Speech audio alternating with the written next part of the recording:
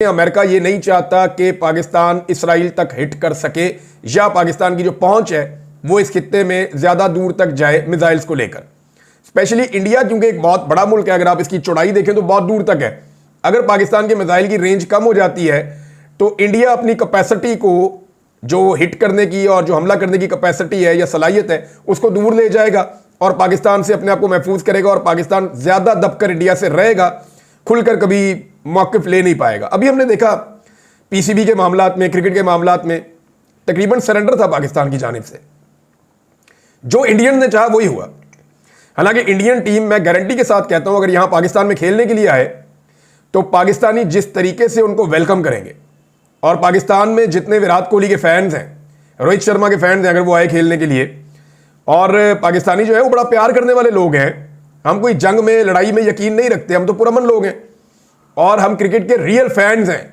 यहां पे आप ये देखेंगे लोग अपनी ग्रीन शर्ट पहनेंगे और उसके ऊपर विराट कोहली लिखेंगे, उसको लोग सपोर्ट करेंगे, उसका बैनर पोस्टर पाकिस्तानी उठाकर खड़े होंगे कि हम आपकी एक अच्छी इनिंग देखना चाहते हैं। क्रिकेट लवर्स हैं, हार जीत गेम का हिस्सा है, हमारा दिल पाकिस्तान के साथ धड़कता है, हम चाहते हैं पाकिस्तान जीते, लेकिन हम ये भी चाहते हैं कि विराट कोहली का अच्छा खेल देखकर हम महजूज भी हों। अब इस वक्त जो है ना वो जो बाइडन की इंतजामिया, याद रखिएगा कि अभी जो मिसाइल प्रोग्राम के खिलाफ बातें हो रही हैं या पाबंदियां लग रही हैं, ये कोई डोनाल्ड ट्रंप नहीं लगा रहा। अगर डोनाल्ड ट्रंप करेगा तो ये इमरान खान के खाते में डाला जाएगा, तब भी ये गलत होगा। ये नून लीग के खाते में भी नहीं डाला जा सकता। ये जो हो रहा है ना इस वक्त, ये जो बाइडन इंतजामिया कर रही है, अच्छा वो क्यों कर रही है उसकी रीजन आप समझिए। जो बाइडन इंतजामिया ने इलेक्शन हारने के बाद अपना एनालिसिस शुरू करवाया, जब एनालिसिस शुरू हुआ तो उनके बाद रिपोर्ट्स आ गई। उनके हारने के जो बड़े फैक्टर्स हैं उनमें एक फैक्टर यह है कि जो मुसलमानों का वोट है वो डेमोक्रेट्स को पड़ता था हमेशा से। मुसलमानों के वोटर्स की अक्सरियत डेमोक्रेट्स को वोट डालते थे, ट्रंप की पार्टी रिपब्लिकन्स को वोट नहीं डालते थे।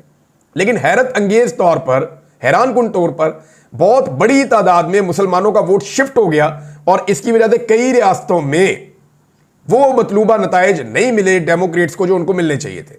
अब जब उन्होंने वजूहात का तयन किया कि मुसलमानों का जो वोट है या वोटर है वो हमारे हाथ से क्यों निकला, तो इसकी जो बड़ी वजूहात है उनमें दो वजूहात थी।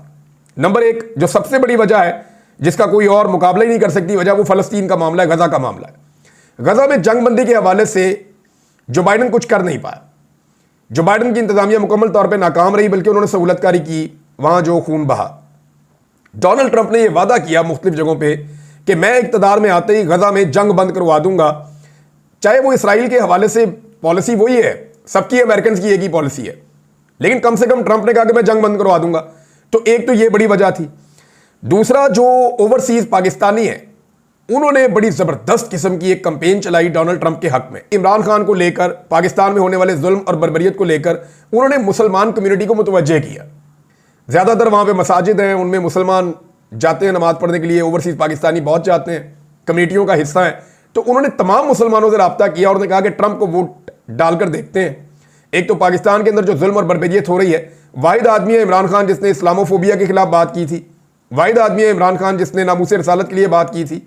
ये बहुत ताकतवर आदमी है और आलमी सतह का एक लीडर है, इसको बाहर निकालना जरूरी है। दूसरा, गजा के अंदर जंग रोकना बहुत जरूरी है।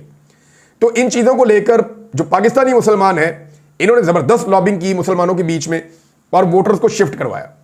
अब ये जो बाइडन इंतजामिया को इस बात का एहसास हुआ कि पाकिस्तान के अंदर जिस रजीम को हमने सपोर्ट किया कि जो मर्जी आप करें हम आपके साथ हैं, वो रजीम ओवरसीज पाकिस्तानियों की सपोर्ट दिलवाने में मुकम्मल तौर पे नाकाम रहा। हालांकि इन्होंने बड़े दावे किए थे कि ओवरसीज पाकिस्तानी आपका साथ देंगे, लेकिन ओवरसीज पाकिस्तानियों ने साथ नहीं दिया जो बाइडन का, जिसके नतीजे में उनको एक बड़ा डेंट पड़ा और कई रियासतों के अंदर उनको शिकस्त हुई इस वजह से, या उनके वोटर टूटे हैं। कम से कम मुसलमान वोटरों का एक फैक्टर है, ये ऐसा नहीं है कि सारा कुछ मुसलमानों ने किया, लेकिन एक फैक्टर वो है और इस वजह से उनकी आप पॉलिसी अब थोड़ी सी बदलती हुई भी देख रहे हैं। अब इसमें एक चीज आप और अपने ज़हन में रख लें कि इमरान खान के साथ जो भी हुआ ना, इसमें जो बाइडन इंतजामिया की सहूलतकारी शामिल है पाकिस्तान में जो भी हुआ। अब अमरीकी ये नहीं कह रहे कि इमरान खान को हुकूमत में, यानी अब ये प्रोपेगेंडा किया जा रहा है कि जनाब, कल तक ये कहते थे कि जनाब बैरूनी मुदाखलत नहीं होनी चाहिए, तो बात ये पूछी जा रही है कि अब ये क्यों कहते हैं कि जी ये मुदाखलत ठीक हो रही है। तो हलाल मुदाखलत और हराम मुदाखलत की किस्म के सवालात किए जा रहे हैं। तो इसका सिंपल जवाब मैं आपके सामने रख देता हूं कि अमेरिका की उस वक्त की डिमांड और अब की डिमांड में फ़र्क है। और ये काम पाकिस्तान को बगैर मुदाखलत के खुद करने चाहिए। मैं आज भी ये कहता हूं कि बाहर वाला कोई हमें आगे समझाए या हमसे आगे बात करे, इससे बेहतर है कि हम खुद समझें और अपने फायदे और नुकसान के मुताबिक खुद बेहतर फैसले करें और आवाम के फैसलों को माने। अब पहले जो मुतालबात थे वो क्या थे, या जो बाइडेन इंतजामिया ने क्या किया था? नंबर एक, उनका वाज़ेह हुक्म आया था कि हुकूमत गिरा दी जाए इमरान खान की। नंबर दो, उनका वाज़ेह हुक्म था कि इमरान खान को इक़्तिदार में नहीं रहने देना, दोबारा इक़्तिदार में ना आए। फिर जितना भी जुल्म और बर्बरियत पाकिस्तान में हुई उसमें वो मददगार रहे। इलेक्शन धांधली के ऊपर वो मुकम्मल खामोश रहे। मुतनाज़ तरीन आइनी तरामीम हुई, MNAs और सेनेटर्स को अगवा किया गया, इसके ऊपर वो बिल्कुल नहीं लिखे। बहुत सारे लोगों ने लिखा, वो बोले ही नहीं। इंसानी हकूक़ की खिलाफ वर्जियों और जबरी गुमशुदगियों पर भी अमेरिका हैरान कुन तौर पर ना सिर्फ खुद खामोश रहा बल्कि अपने इत्तेहादियों को भी तकरीबन खामोश रखा। IMF और दीगर इदारों के जरिए से पाकिस्तान की बदतरीन पॉलिसियों और बदतरीन माशी हालात के बावजूद उन्होंने मुकम्मल मुआवनत करवाई। तो ये था उनका मॉडल। अब क्या मांगा जा रहा है इस वक्त जो मांगा जा रहा है, नंबर एक, ये कहा जा रहा है कि इमरान खान साहब को जाली मुकदमात से रिहाई दी जाए। देखें, जिस वक्त ये मांगा जा रहा है ना, उस वक्त इमरान खान ने 99% मुकदमात अपने खुद खत्म करवा लिए हैं। यानी इमरान खान साहब के 180 से ज्यादा मुकदमात हैं, लगभग डबल सेंचुरी होने वाली है उनकी।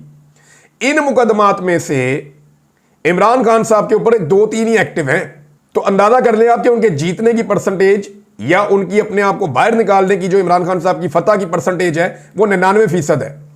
तो इमरान खान साहब तो ऑलरेडी चीजें कर चुके हैं। दूसरा यह है कि अमेरिका अब यह कहता है कि मैंडेट का एहतराम करें। वो ये नहीं कहता इसकी हुकूमत हटाओ, इसकी हुकूमत बनाओ, कहते नहीं, ये पब्लिक को फैसला करने दें, मैंडेट का एहतराम करें और इंसानी हकूक की खिलाफ वर्जियां बंद की जाएं।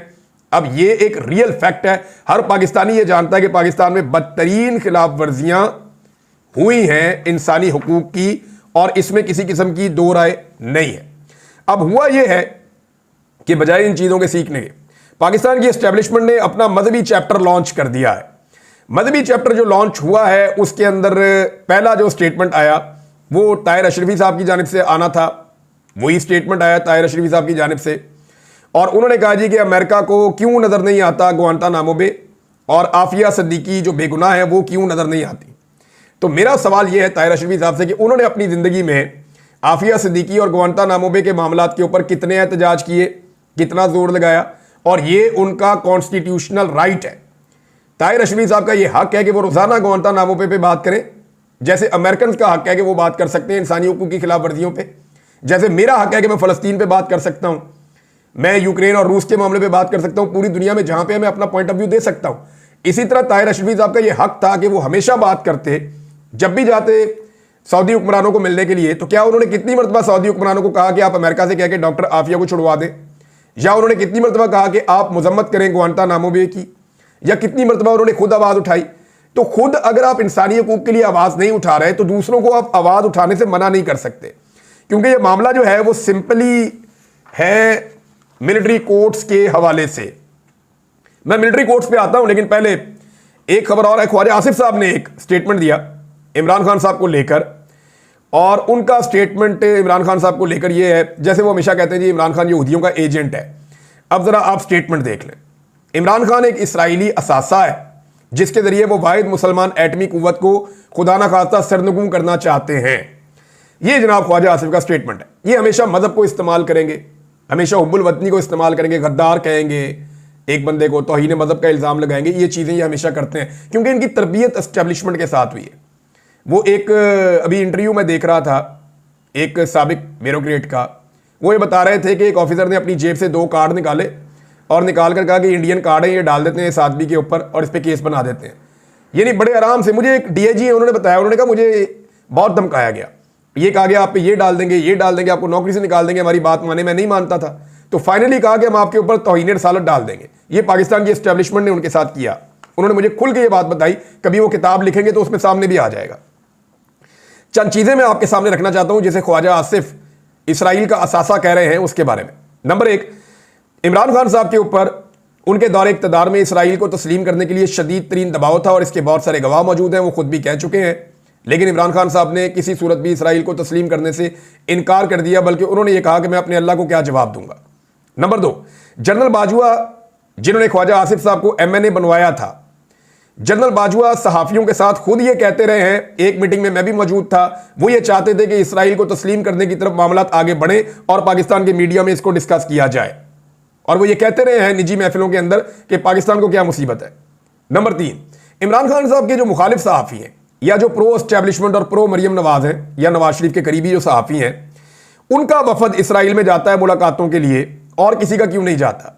नंबर 4, इसराइल के खिलाफ कोई वादे मौक़िफ़ इस हुकूमत का अभी तक नहीं आया। नंबर 5, जो लोग भी फ़लस्तीन के हक़ में एहतजाज करने के लिए निकले या जिन्होंने फ़लस्तीन का परचम उठाया, उनके ऊपर मौजूदा पाकिस्तानी रजीम ने ना सिर्फ टॉर्चर किया बल्कि उनसे झंडे भी छीने, उन्हें गिरफ्तार भी किया गया। साबिक सेनेटर मुश्ताक अहमद साहब वो इसकी वाज़ेह और जिंदा मिसाल हैं